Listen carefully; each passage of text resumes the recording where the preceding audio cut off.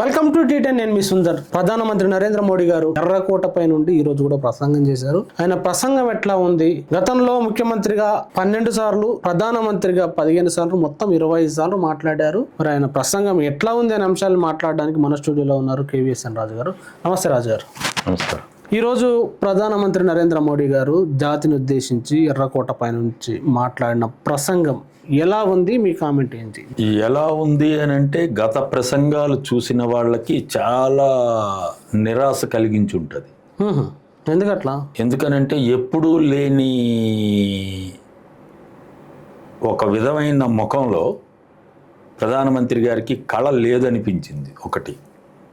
రెండోది, ఎక్కువ సార్లు ఆయన మంచినీళ్ళు తాగడం, ముఖం తుడుచుకోవడం, తడబడ్డం, ఇది ఒక కారణం. అంటే హావభావాల వరకు ఇప్పటి వరకు మోడీ గారి మీద ఇమేజ్ ఏముంది అని అంటే, ఆయన చాలా బాగా ప్రసంగిస్తారు, చూడరు, ధారాళంగా మాట్లాడతారు, ఆకర్షించేటట్టు మాట్లాడతారు, ఇట్లా అనేకవి ఉన్నాయి. కానీ ఈరోజు అవన్నీ లోపించాయి ఒకటి. రెండోది, చాలా సంవత్సరాల తర్వాత ఆయన అతి తక్కువ టైము మాట్లాడారు. గతంలో పోల్చుకుంటే ఇప్పుడు అతి తక్కువ టైం మాట్లాడారు. ఇవి ఒకటి. ఇది ఒక భాగం. రెండో భాగం ఏంటి? రెండో భాగం, ఒక సుదీర్ఘంగా ప్రధాన బాధ్యతల్లో ఉండి, అటు ముఖ్యమంత్రిగా కానీ ఇటు ప్రధానమంత్రిగా కానీ, ముఖ్యమంత్రిగా 2002 నుంచి 2013 వరకు ఆయన ఎర్రకోట మీద నుంచి మాట్లాడలేదు తప్ప, గుజరాత్లో స్వాతంత్ర దినోత్సవం సందర్భంగా ముఖ్యమంత్రిగా మాట్లాడిన అనుభవం ఉంది ఒకటి. రెండోది, 2014 నుంచి ఇప్పుడు 2026 వరకు, అంటే 13 సార్లు ఎర్రకోట నుంచి ప్రసంగించారు. ఏం ప్రసంగించారు అనే విషయాల్లోకి వెళ్ళొచ్చు, ఎందుకంటే అవన్నీ రికార్డ్ అయ్యి ఉన్నాయి. కానీ ప్రసంగించిన తర్వాత మర్చిపోవడం అన్నది మోడీ గారికి ప్రధాన అలవాటైంది. అంటే ప్రసంగించినాక మర్చిపోవడం ఏంటండి? ప్రసంగించిన తర్వాత మర్చిపోవడం అని అంటే, ఎర్రకోట నుంచి నేను జాతిని ఉద్దేశించి మాట్లాడుతున్నాను, 13వసారి మాట్లాడుతున్నాను. నేను మొదటిసారి ఎర్రకోట నుంచి ఏం మాట్లాడాను, రెండోసారి ఏం మాట్లాడాను, మూడోసారి ఏం మాట్లాడాను, నాలుగోసారి ఏం మాట్లాడాను, ఇవన్నీ ఉంటాయి కదా ప్రజల ముందు, రికార్డులు ఉంటాయి, ఆ వివరాలు ఉంటాయి. మరి 2014లో మాట్లాడిన మాటలు, మొట్టమొదటిసారి ఆయన ఎర్రకోట నుంచి ఆయన మాట్లాడినవి ఏంటి? స్వచ్ఛ భారత్. మనందరం ఆకర్షితులయ్యాం. ఇంకా మాట్లాడితే దేశమంతా గాంధీ గారిది కళ్ళద్దాల మీద గాంధీ గారిని పెట్టి భారతదేశం అంతా స్వచ్ఛ భారత్ని చేస్తామన్నారని చెప్పినని, నేటికి స్వచ్ఛ భారత్ పరిస్థితి ఏంటి? 13వసారి మాట్లాడారు కదా ఆయన. దేశ ప్రజలు మూడోసారి ఆయన అధికారానికి వచ్చేటట్టు 2 సార్లు అయితే బీజేపీ పార్టీకే 282, 303 సీట్లు ఇచ్చారు కదా. అంటే అసలు ప్రతి ఎన్డీఏ పార్ట్నర్స్ మీద కూడా ఆధారపడకుండా ప్రజలు అంతగా నమ్మారు. మరి 2014లో చేసిన ప్రసంగం ఎర్రకోట నుంచి మరి మర్చిపోయారా మోడీ గారు? స్వచ్ఛ భారత్ పోయిందా? లేదు భారతదేశం స్వచ్ఛమైపోయిందా? అది ఇటువంటి అంశాలే. అలాగే మీరు రెండోది, ఆ ఎర్రకోట నుంచి మాట్లాడినప్పుడే 2014లో జన్ధన్ యోజన అని తీసుకొచ్చారు. అంటే భారతదేశంలో ప్రతి వాళ్ళకి బ్యాంక్ అకౌంట్ ఉండాలి, జన్ధన్ యోజన. చాలా గర్వంగా విదేశాల్లో కూడా మోడీ గారు ప్రసంగించారు, నేను ఇన్ని కోట్ల మందికి నేను బ్యాంక్ అకౌంట్లు ఇచ్చాను అని చెప్పినని. నేను ఆ వివరాల్లోకి వెళ్ళటం లేదు. కానీ గత 5-6 ఏళ్లుగా ఎన్ని కోట్లు అకౌంట్లు మూతపడ్డాయి, ఎన్ని కోట్లు ఆపరేషన్లో ఉన్నాయి అన్నది ఒక భాగం.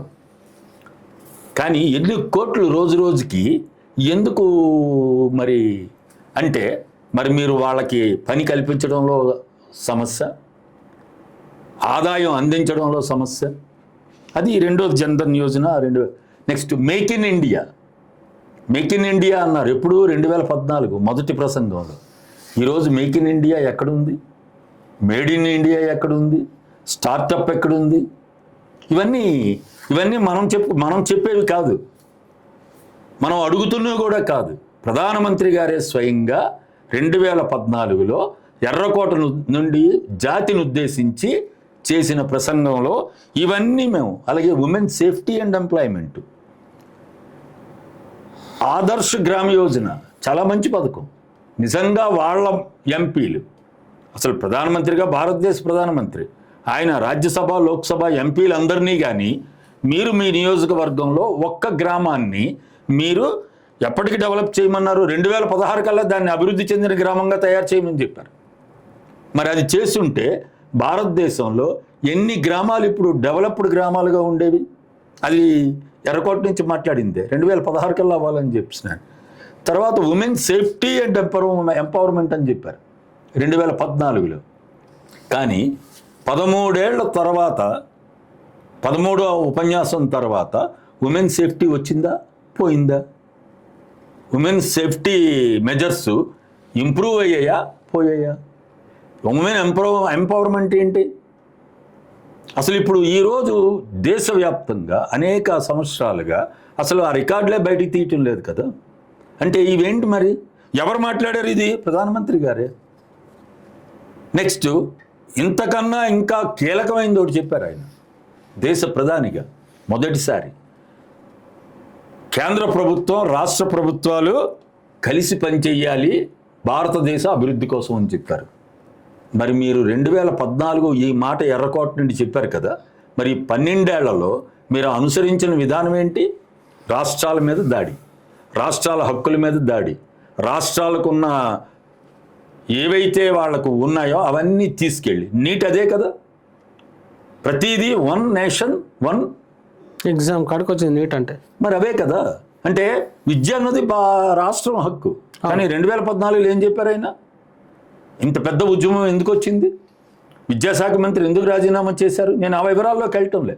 ప్రధానమంత్రి గారు 2014లో చెప్పారు, నేను దేశ ప్రధానిగా నేను వచ్చాను, నాకు ఆ అదృష్టం కలిగింది, ఒక ఛాయ్వాలా ప్రధాని అవ్వగలిగారు, భారతదేశానికి గర్వకారణం, నేను ఇవి చేస్తానని కదా ఎర్రకోట నుండి ప్రసంగించింది. మరి ప్రసంగించిన దాంట్లో ఇవన్నీ ఉన్నాయి. నెక్స్ట్ కీలకంగా ఆయన చేసిన దాడి దేని మీద అనంటే, స్వాతంత్రం వచ్చిన తర్వాత పంచవర్ష ప్రణాళికలు వస్తే దానికి ప్లానింగ్ కమిషన్ ఉంటే ఆ ప్లానింగ్ కమిషన్ రద్దు చేశారు, అక్కడి నుండి అనౌన్స్ చేశారు. అదే కీలకమైన లోపం. ఈరోజు భారతదేశం 12 ఏళ్ళైన మోడీ గారి హయాంలో ఆర్థికంగా అభివృద్ధి చెందకపోవడానికి కారణం మీకు ముఖ్యంగా ప్లానింగ్ కమిషన్ అనేది రద్దు చేయడం. అంటే ఇంకా ప్లానింగ్ ఉండదు. మోడీ గారి ఆలోచనలో నుండి వచ్చిందే ప్లాన్, అది అమలైందా లేదా? అమలు కాదు. ఎందుకు కాదు అని అంటే దాని మీద ప్రణాళిక లేదు.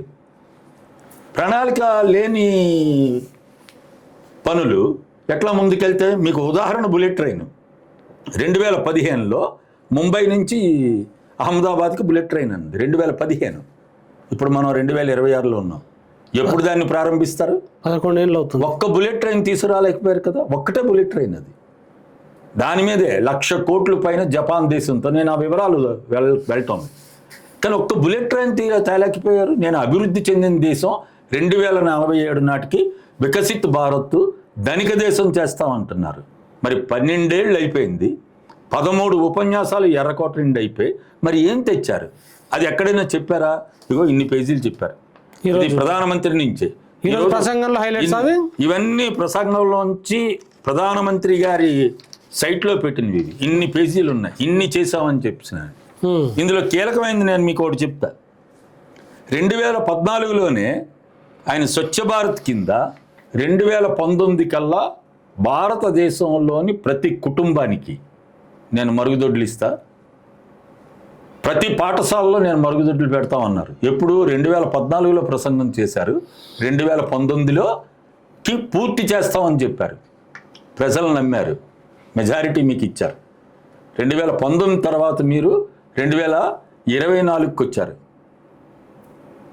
మరి ఏమైంది? ఇప్పుడు మీరు ఇందులో ఏం రాశారు?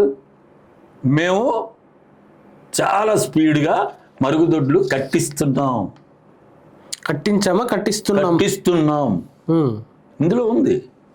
ఇదేదో ఎక్కడి నుండో తీసిన డాక్యుమెంట్ కాదు, ప్రధానమంత్రి గారి సైట్లోంచి తీసిన డాక్యుమెంట్ ఇది. ప్రధానమంత్రి గారు ఇప్పుడు ఎర్రకోట నుంచి 13వ ప్రసంగంలో ఉన్నది. మరి ఇదేంటి మరి అంటే కనీసం అన్ని ఇళ్లకి ఎందుకు మీరు మరుగుదొడ్డి కట్టించలేని పరిస్థితి? అది కూడా లేని వాళ్ళకే. లేనివి ఎక్కువ మీకు గ్రామాల్లో ఉంటాయి, చిన్న చిన్న పట్టణాల్లో ఉంటాయి, మండలాల్లో ఉంటాయి, మన భాషలో మాట్లాడితే తెలుగు భాషలో. కానీ మీరు ఎందుకు చేయలేకపోయారు? మరి రెండోసారి 2019లో మీకు 300 సీట్లు 303 సీట్లు ఇచ్చారు కదా. 2014 కన్నా ఎక్కువ సీట్లు ఇచ్చారు కదా. అంటే 2014 ప్రసంగం మీరు మర్చిపోయారా? అందుకు నేను చెప్తుంది, మాట్లాడతానో మర్చిపోతాను, నాకేది కావాలో అది చేస్తానన్న ఇదై ఉండాలి కదా. లేదు, భారతదేశ ప్రజలు నన్ను నమ్మారు, నేను మోసగిస్తూ పోతానని కూడా అది నమ్మకమా, అతి విశ్వాసమా? మరి ఇవే కదా తెలియాలి.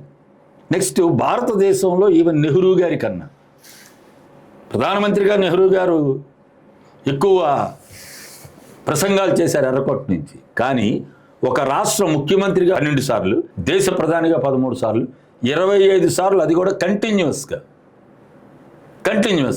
పోనీ మీరు చెప్పిన దాంట్లో ఈ పథకాలు ఏవైతే ఉన్నాయో లేకపోతే ఇవి ఏం చెప్పారో ఇవి మీరు గుజరాత్లో అందరికీ మరుగుదొడ్లు ఉన్నాయా? కల్పించారా? గుజరాత్లో అన్ని స్కూళ్ళల్లో మీరు మరుగుదొడ్లు కల్పించారా? చెప్పండి, అదేనా చెప్పాలి కదా. మరి ఇన్ని పేజీలు ఇన్ని విషయాలు చెప్పారు కదా. మరి డేటా ప్రధానమంత్రి గారు చెప్పిందే ఎర్రకోట సాక్షిగా దేశ ప్రజల్ని ఉద్దేశించి. మరి ఇవి కదా తీయాలి. అంటే ఆయన ప్రసంగంలో ఒక 50 సార్లు యువత, యువశక్తి ఈ పదాన్ని వాడి యువ యువ యువ అంటే నిజంగా జంజీ పోరాటం ఎఫెక్టు, ఆ ప్రభావం మొత్తం ప్రసంగంలో కూడా కనిపించినట్టు అనిపిస్తుంది. దానిపైన మీ కామెంట్ ఏంటి? అదొక ప్రభావం ఉండొచ్చు, ఎందుకంటే అది ఇమ్మీడియట్గా ఆయన మీద పడిన ప్రభావం. కానీ 2015 రెండోసారి ఆయన ప్రసంగించినప్పుడు ఏం చెప్పారో తెలుసా మీకు? జాబ్ రిక్రూట్మెంట్ రిఫార్మ్స్ ఎప్పుడు చెప్పారు? 2015. నిజంగా జాబ్ రిక్రూట్మెంట్లు అంటే ఉద్యోగాల కల్పనలో సంస్కరణలు చేసి ఉంటే మరి ఎన్ని లక్షల ఉద్యోగాలు. ఆయనే హామీ ఇచ్చారు కదా, 2 కోట్ల ఉద్యోగాలు ఇస్తామని చెప్పినని ప్రతి సంవత్సరం దేశం మొత్తం తిరిగి ప్రజలు నమ్మి అత్యధిక మెజారిటీ ఇచ్చారు కదా 2014లో. మరి 2 కోట్ల ఉద్యోగం వల్ల వదిలేయండి. 2015లో ఎర్రకోట నుండి ప్రసంగించి నేను ఉద్యోగాల కల్పన కోసం సంస్కరణలు చేపడతానన్నారు. ఏం సంస్కరణలు చేపట్టారు? ఎంతమందికి మీరు ఉద్యోగాలు కల్పించారు? మరి ఇందులో ఎక్కడైనా ఉందా? లేదు. అంటే మీరు చెప్తారు, మర్చిపోతారు. అంటే అట్లా మీరు 2015తో పాటు వరుసగా అన్ని సంవత్సరాల్లో ఏం మాట్లాడారో డాటా తీసుకొచ్చారా? మీకు కావాలనుకుంటే అవన్నీ చెప్తాం, కానీ అది పెద్ద సుదీర్ఘమైన టైం పడుతుంది. కాబట్టి అదే 2015లో అవినీతిని నిరోధిస్తామన్నారు. కానీ అదానీ మీద అమెరికాలోనే అవినీతి కేసు రిజిస్టర్ అయింది కదా, క్లియర్ కూడా అయింది కదా రీసెంట్గా. అది రీసెంట్గా అయింది, కానీ కేసు అయితే వచ్చింది కదా. మరి అవినీతి నిరోధించే ప్రధాని అయితే ఒక ముఖ్య వ్యాపారవేత్త అతి తక్కువ కాలంలో ప్రపంచంలోనే కుబేరుడైన అదానీ గారి మీద అవినీతి కేసు ఎందుకు పడింది? మన ఆంధ్రప్రదేశ్ ప్రభుత్వానికే కదా మీకు 1700 కోట్ల రూపాయలు ఆయన లంచంగా ఇచ్చారని కూడా వచ్చింది కదా. దాని మీద సమన్లు జారీ అయ్యాయి కదా. తర్వాత కొట్టేశారా అన్నది రీసెంట్గా. కానీ ఎప్పుడు చెప్పారు మీరు ఎర్రకోట నుంచి అవినీతి నిరోధక? అక్కడే మీరు డిగ్నిటీ ఆఫ్ లేబర్ అంటే ఏంటి? శ్రమకే గుర్తింపు ఇవ్వడం, శ్రమని గౌరవించడం. మరి ఇప్పుడు లేటెస్ట్ ఏం చేశారు? గ్రామీణ ఉపాధి హామీ పథకం ఏదైతే యూపీఏ ప్రభుత్వం తీసుకొచ్చిందో దాన్ని రద్దు చేశారు. అసలు గ్రామీణ ఉపాధి హామీ పథకం వలన గ్రామీణ ప్రాంతంలో ఉన్న మహిళలకి, గ్రామీణ ప్రాంతంలో ఉన్న పురుషులకి, యువకులకి అందరికీ మీకు పని కల్పించడం అన్నది గ్యారంటీ చేసిన చట్టం అది. ఇప్పుడు ఏమైంది అది? అంటే మీరు జాబ్ రిక్రూట్మెంట్లో రిఫార్మ్స్ తీసుకొస్తానని చెప్పి 13వ ఉపన్యాసం చేసే ముందు సంవత్సరానికి మీరు ఏం చేశారు? గ్రామీణ ఉపాధి హామీ పథకాన్ని రద్దు చేసి 100 రోజులు నేను పని గ్యారంటీ ఇస్తాను, పని కల్పించలేకపోతే నేను డబ్బులు ఇస్తాను అని ఉన్న చట్టాన్ని మార్చి మీరు తీసుకొచ్చారు. అంటే ఇది మరి ఉపాధి కల్పన లేదు, ఉపాధిని తీసేయడమా? మరి ఇది ఎర్రకోట నుండి ప్రసంగించిన మా ప్రధానమంత్రి గారు ఇది దీంట్లో నుండి చెప్పిందే ఇది 2015. ఇలా చెప్పుకుంటే చాలా పోవచ్చు. చెప్పినవే చెప్పి రిపీట్ చేశారా అట్లా? చెప్పినవే చెప్పి ఇంకా ఇందులో ఇంకో కీలకమైనది కూడా చెప్పారు. కీలకమైనది అసలు అనుసరిస్తున్నారా? 2017లో తత్వవాదాన్ని తిరస్కరిస్తాను, కులతత్వాన్ని మరియు మతపరమైన దురాభిమానాన్ని తీవ్రంగా ఖండిస్తాను, విశ్వాసం పేరుతో జరిగే హింసను సహించేది లేదు. ఎవరు చెప్పారు? మన ప్రధానమంత్రి గారు 2017లో ఎర్రకోట నుంచి చెప్పారు. మరి మతతత్వవాదాన్ని నిజంగా తిరస్కరిస్తే ఈరోజు దాడులు ఎక్కడ జరుగుతున్నాయి, ఎవరి మీద జరుగుతున్నాయి? కులతత్వాన్ని నిర్మూలిస్తే, కులతత్వాన్ని మీరు నిర్మూలిస్తే మరి ఈరోజు కులతత్వం రోజు రోజుకి పెరుగుతుంది కదా. ఈవెన్ బీజేపీలో గొడవలవే కదా, ప్రతి రాజకీయ పార్టీలో గొడవలవే కదా. మరి మీరు ప్రధానమంత్రిగా 2017లో ఎర్రకోటను ఉద్దేశించి ఎర్రకోట నుండి మాట్లాడారు. నెక్స్ట్, విశ్వాసం పేరుతో జరిగే హింసని సహించేది లేదన్నారు. అంటే అర్థం ఏంటి? మీ విశ్వాసం మీది, నా విశ్వాసం నాదని. కానీ ఇప్పుడు విశ్వాసం మీదే కదా మీరు దాడులు చేస్తుంది, చంపుతున్నది. ఈ 12 ఏళ్ళలో రికార్డు తీయండి. మరి మీరు ఎప్పుడు మాట్లాడారు? 2017. 2017 ముందు వదిలేయండి. 2017 తర్వాత ఎన్ని ఘటనలు జరిగాయి? ఎంతమంది అమాయకులు ఈ విశ్వాసం వలన వేరే విశ్వాసం కలిగిన వాళ్ళని దాడి చేసి చంపింది. మరి ఇవన్నీ మరి ఏంటి మరి? అలాగే ఆయుష్మాన్ భారత్ లేదా మిగతా చాలా ఉన్నాయి. ముద్రా యోజన కింద చేస్తామని అన్నారు. ఇలాంటివి మీరు చెప్తే 5 ట్రిలియన్ ఎకానమీ ఎప్పుడు చెప్పారు? 2019. ఈ రోజుకైందా? 7 ఏళ్ళు అయిపోయింది. 5 ట్రిలియన్ ఎకానమీ ఇప్పుడు మన ఆర్థిక మంత్రి గారే మాట్లాడటం లేదు. 5 ట్రిలియన్ ఎకానమీ మీద రీసెంట్గా T10 ఫేస్బుక్ పైన ఒక పోస్ట్ పెట్టాం. ఈ టైం గడువు పెట్టాడు, అది కాలేదు, ఇప్పుడు కూడా ఇంకా మాట్లాడతలేరు అంటే అది ఫేస్బుక్ నుంచి తీసేపించినారు. మీ అనుభవం అది. న్యూ ఐటీ రూల్స్ పేరుతోటి ఆ పోస్ట్ తొలగించారు. నేను చెప్తుంది అదే. మీరు ఎర్రకోట నుండి జాతిని ఉద్దేశించి మాట్లాడుతున్నారు. ఒక పెద్ద దేశానికి ప్రధానమంత్రిగా ప్రపంచమంతా చూస్తుంది. మీరేం మాట్లాడుతున్నారు అన్నది. అంటే మరి ఇట్లా మాట్లాడి ఆచరణలోకి వచ్చేటప్పటికి ఇవన్నీ మరి ప్రపంచ ప్రజలకు తెలియదా? మరి అట్లా విశ్వగురు ఎలాగవుతారు మీరు? భారతదేశంలోనే ప్రజలు మిమ్మల్ని విశ్వసించలేని పరిస్థితి ఇప్పుడు వస్తుంది. అదే కదా ఉద్యమం. కాక్రోచ్ పార్టీ కింద ఎందుకు వచ్చింది? అంత ఉద్యమం ఎందుకు వచ్చింది? ఇప్పుడు అనేక రూపాల్లో మీకు అనేక సెక్షన్స్ మీకు ఎందుకు పోరాటాల్లోకి వస్తున్నారు? మీకు మొన్న మీకు జైలు బరో ఎందుకు? 10 లక్షల మంది సుమారు మీకు దేశం అంతా అరెస్ట్ అయ్యారని. ఎవరు వాళ్ళు? రైతులు, కార్మికులు, వ్యవసాయ కార్మికులు, వాళ్ళ నాయకులు, ఆ సంఘాల నాయకులు, దేశవ్యాప్తంగా 10 లక్షల మంది. మరి ఇది అసంతృప్తి ఎందుకు పోగొట్టలేదు? మరి 13 ఉపన్యాసాలు చేశారు కదా. ఇది ఇలాంటివి మీకు అనేక అంశాలు ఉన్నాయి చెప్పుకుంటూ పోతే. ఫైనల్గా ఈ ప్రసంగము 13వ ప్రసంగం మోడీ గారిది నిజంగా మీరు అన్నట్టు ఇంత ఇబ్బంది పడడము, లేకపోతే ఆయన అంత చెమటలు కక్కడము అంటే ఏం సూచిస్తుంది? మొత్తంగా ఆయనలో భయాన్ని సూచిస్తుంది. ఆయనలో నేను ఇక నుండి గెలిచే అవకాశం పోతుందేమో, ప్రధానిగా నేను ఉండలేనేమో 29. ఇంకా 29 చాలా టైం. మోడీకి భయమా? చెప్పనించి ఛాతి. అందులో ఎవరికి అనుమానం లేదు. మొన్నటి వరకు నేను ఈరోజు ప్రసంగం చెప్తున్నాను. ఈరోజు జరిగిన ప్రసంగం చూసిన వాళ్ళందరూ నిరుత్సాహపడి ఉంటారు, ఆవేదన చెందుంటారు. ఇంకా మాట్లాడితే అసలు ఏంటి మన ప్రధానేనా, మన మోడీ గారేనా మాట్లాడుతున్నారు అనిపించింది. సో నేను ఆ వివరాల్లోకి వెళ్ళటం లేదు. ఎందుకంటే 76 ఏళ్ల వయసు, పాపం వయసు కొంచెం ఇబ్బంది పెట్టిందేమో. నేను ఆ వివరాల్లోకి నేను వెళ్ళటం లేదు. వయసు అయిపోయింది అంటున్నారా మోడీ గారికి? అని నేను అంటం లేదు, కానీ వయసు అయిపోయింది. 75 ఏళ్ళు చిన్నపిల్లవారు కాదు కదా. కానీ 76 ఏళ్ళైనా ఇంకా ఆయన ఇప్పుడు రేపు సెప్టెంబర్ వస్తే 76 పూర్తవుతుంది. అది కూడా ఆయన చెప్పిన తేదీ ప్రకారం. మళ్ళీ ఆ డేట్ ఆఫ్ బర్త్ ఏది చెప్పారో ఏంటో దాని వివరాల్లోకి నేను వెళ్ళటం లేదు. చెప్పిన డేట్ ఆఫ్ బర్త్ ప్రకారం 75 ఏళ్ళు పూర్తయి రేపు సెప్టెంబర్ వస్తే 76 ఏళ్ళు పూర్తవుతాయి. దాని గురించి నేను మాట్లాడటం లేదు. కానీ మాట్లాడిన అంశాలు మీద మీకు ఈరోజు అసలు అతి తక్కువ టైం మాట్లాడవలసిందేంటి?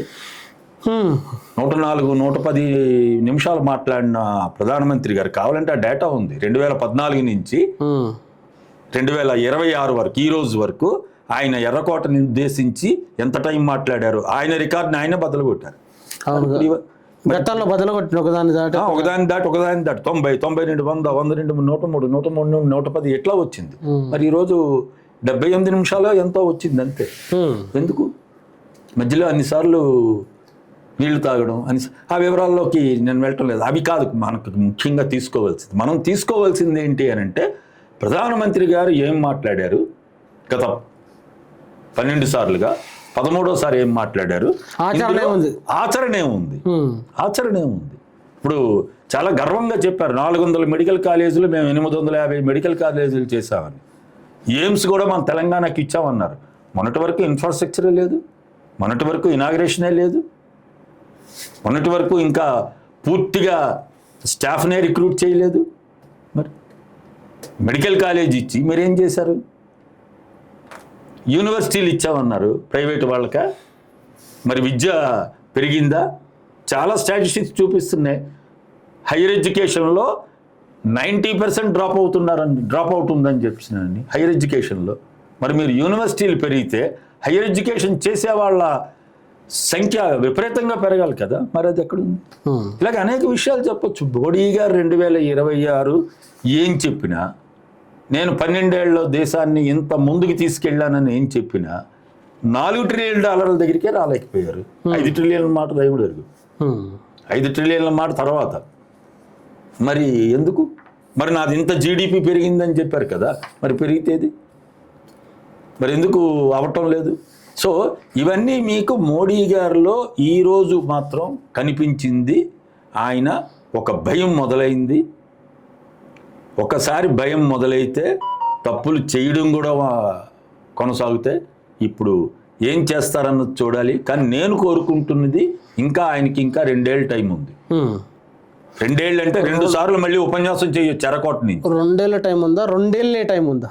2 ఏళ్ళు టైం ఉంది. తర్వాత మనం ఎలాగైనా దాన్ని చేయొచ్చు. 29లో ఈ ఎర్రకోట నుండి ప్రసంగించాలి అనుకుంటే, ఎందుకంటే 29 మేలో దేశవ్యాప్తంగా పార్లమెంట్ ఎన్నికలు వస్తాయి. అందువల్ల గెలిస్తేనే ఆయన మళ్ళీ 2029లో మాట్లాడగలరు ఎర్రకోట నుంచి. కానీ 2027, 28 ఖచ్చితంగా ఈయనే మాట్లాడే అవకాశం ఉంది, ఈయనే ప్రధానమంత్రి కాబట్టి. కానీ నా కోరిక ఏంటనంటే, ఈ 2 ఏళ్ల టైము, ఇంకొక 6 నెలల టైము, ఈ 2.5 ఏళ్ల టైంలో మోడీ గారు ఏవైతే 2014లో ఉపన్యాసం ఎర్రకోట నుండి చేశారో వాటిని అమలు చేస్తే మాత్రం దేశానికి మంచి జరుగుతుంది. ఆయనలో ఉన్న భయానికి కూడా కొంచెం విరుగుడు ఉంటుంది, భయం పోతుంది. కానీ అమలు చెయ్యాలి, అది నేను కోరుకుంటున్నాను. థ్యాంక్ యూ వెరీ మచ్ రాజు గారు. ప్రజలారా విన్నారు కదా, ప్రధానమంత్రి నరేంద్ర మోడీ గారి ప్రసంగం ఎందుకు వీక్ అయింది, ఆయన ఎందుకో భయపడుతున్నారు. 2014 నుండి ఇప్పటి వరకు ఆయన చేసిన ప్రసంగాల్లో ఎత్తుకున్న ఎజెండాల అమలులో చాలా లోపాలు ఉన్నాయి, లోపభీష్టంగా ఉన్నాయని అనేక విషయాలు రాజుగారు చెప్పారు. మరి ఆయన అబ్జర్వేషన్ సరైనదేనా, మీరేమనుకుంటారో తప్పకుండా కామెంట్ చేయండి. Thank you very much. చూస్తూనే ఉండండి DTN.